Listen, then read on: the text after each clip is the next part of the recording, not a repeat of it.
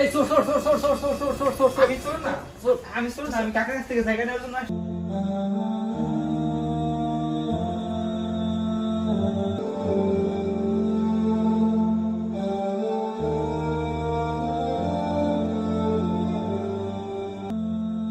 ঠিক আছে, আপনারা ফেসবুকে লাইক দিন, আর দেখুন শেয়ার করে দিন যে সে চোর। ঠিক আছে।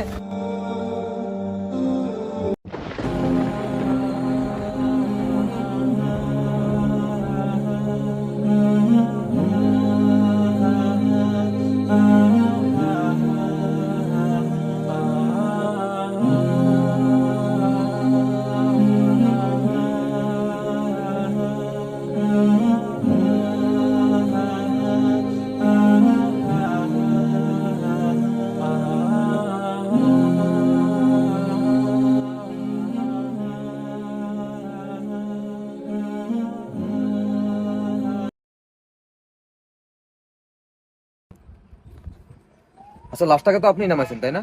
জি স্যার, আমি নিজ হাতে লাশটাকে নামাইছি। আর আমি শিওর যে এটা একটা আত্মহত্যা ছিল। সে কেমন ছিল? ছেলে হিসাবে স্যার আব্দুল্লাহ খুবই ভালো ছিল। আমি যতদূর তাকে চিনি, সে সবসময় ইসলামের প্রতি থাকতো এবং সে নিজেও বলতো যে আত্মহত্যা মহাপাপ। কিন্তু সে যে আত্মহত্যা করবে এই বিষয়টা আমাকে খুবই অবাক করছে। আচ্ছা, এবার এটা বলেন, মৃত্যুর পূর্বে কি তার সাথে কারো ঝামেলা ছিল, ঝগড়া হট্টগোল ছিল, সেটা বলেন। ঝামেলা তো ছিল না, তবে মৃত্যুর কিছুদিন পূর্বে আব্দুল্লাহকে চুরির অপরাধে লাঞ্ছিত করা হয়েছিল। আচ্ছা, পরে?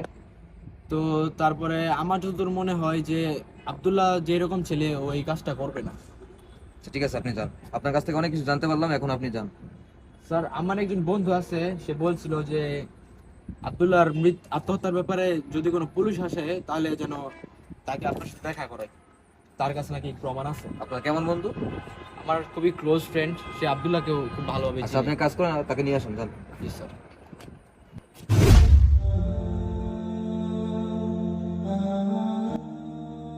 স্যার, এটা কোনো আত্মহত্যা ছিল না স্যার, এটা নিশ্চিত মার্ডার ছিল। আচ্ছা, এটা তো মার্ডার ছিল, তুমি এত কনফিডেন্সের সাথে কিভাবে বলতেছো? এর সঙ্গে তোমার কোনো প্রমাণ আছে? স্যার, আমি যখন রাস্তা দিয়ে হাইটে যেতেছিলাম তখন আমার চোখের সামনে ঘুরছে স্যার। এটা তোমার চোখের সামনে ঘটছে, তুমি কি হেল্প করলে না কেন? স্যার, তখন যদি আমি হেল্প করতে যেতাম তাহলে হয়তো তারা আমারও মেরে ফেলতো। এই জন্য স্যার আমি প্রমাণ হিসাবে ভিডিও করে রাখছি। আচ্ছা, কি ভিডিও আছে, ভিডিওটা দেখাও তো। স্যার,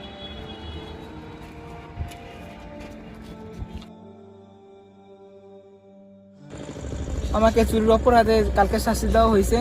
আমি এই চুরিটা করি নাই, ওরা আমার ইচ্ছে করে ফাঁসাই দিছে। ভাতিজা, কালকে তোমার সাথে খুব বাড়াবাড়ি করে ফেলছি, তুমি কিছু মনে করো না ভাতিজা।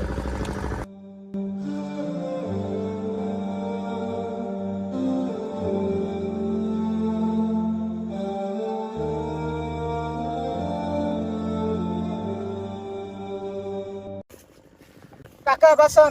এই বেটা চুপ থাক।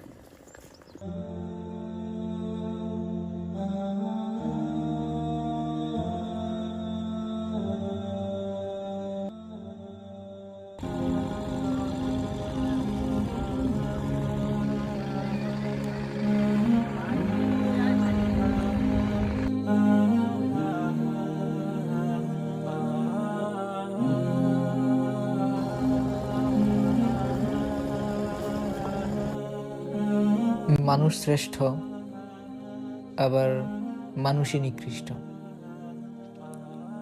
সম্পত্তির লোভে কিছু কালো হাত একটা মানুষের জীবন নিয়ে নিতেও দ্বিধাবোধ করে না।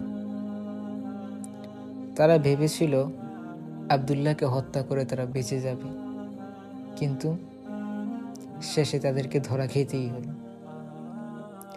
আল্লাহ তাআলা দয়ালু, কিন্তু তিনি ন্যায় বিচারক। আপনি অপরাধ করে হয়তো কিছুক্ষণের জন্য বেঁচে যেতে পারবেন, কিন্তু ধরা আপনাকে খেতেই হবে, হয় সেটা দুনিয়াতে আর না হয় আখিরাতে।